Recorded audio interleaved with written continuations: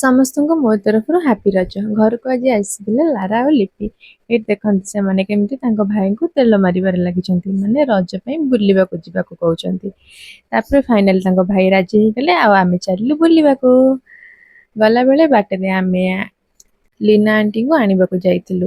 Lara, ଲିପି ଆଉ Lina anti କିଏ ମୁଁ ଆପଣଙ୍କୁ ଜଣେଇବି ମୋ ନେକ୍ସଟ ଭିଡ଼ିଓରେ। ସେଥିପାଇଁକା ମୋ ଚ୍ୟାନେଲକୁ ଜଲ୍ଦି ଜଲ୍ଦି ସବସ୍କ୍ରାଇବ୍ କରିଦିଅନ୍ତୁ। ମୁଁ କ'ଣ କରୁଛି ମୋ ଡେଲି ଲାଇଫ୍ ମୁଁ ଆପଣଙ୍କ ସାଙ୍ଗରେ ନିଶ୍ଚିନ୍ତ ସେୟାର କରିବି। ଏବେ ଆମେ ଆସିଥିଲୁ ଏକ୍ସପ୍ଲାନେଡ୍ ବୁଲିବାକୁ। ଆମ ପୁଅ ତ ବହୁତ ଏକ୍ସାଇଟେଡ୍ ଅଛି ବୁଲିବା ପାଇଁ। ଦେଖୁଛନ୍ତି ତ ରଜ ପାଇଁକା କେତେ ଗହଳି ଅଛି। ଭୋକ ତ ଜୋରେ ଲାଗୁଛି, ହେଲେ ଆମେ ଭାବିଲୁ ଆଗ ଟିକେ ବୁଲି ଆସିବୁ ତାପରେ ଯାଇକି ଖାଇଦେବୁ।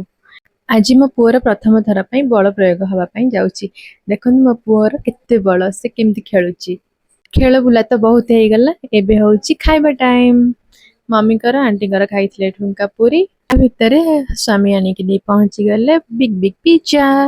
ପିଜ୍ଜାଟା ବହୁତ ସୁନ୍ଦର ଦେଖାଯାଉଥିଲା, ହଁ ନା? ଆଉ ଖାଇବାକୁ ବି ବହୁତ ଟେଷ୍ଟି ଲାଗିଲା। ଆପଣ ବି କେବେ ଏକ୍ସପ୍ଲାନେଡ୍ ଯାଇକି ଏ ପିଜ୍ଜାଟା ଅର୍ଡର କରନ୍ତୁ, ଦେଖିବେ ଆପଣଙ୍କୁ ବହୁତ ଟେଷ୍ଟି ଲାଗିବ ଆଉ ବହୁତ ଭଲ ବି ଲାଗିବ। ଫାଷ୍ଟ ରଜରେ ଆମ ବୁଲାବୁଲି ଥିଲା ଏତିକି, ଆଉ ଆମ ଖାଇବା ପିଇବା ଥିଲା ଏତିକି। ଆଉ ଗୋଟେ ଜିନିଷ ବାକି ଅଛି, ସେଟା ଆପଣ ଗେସ୍ କରନ୍ତୁ।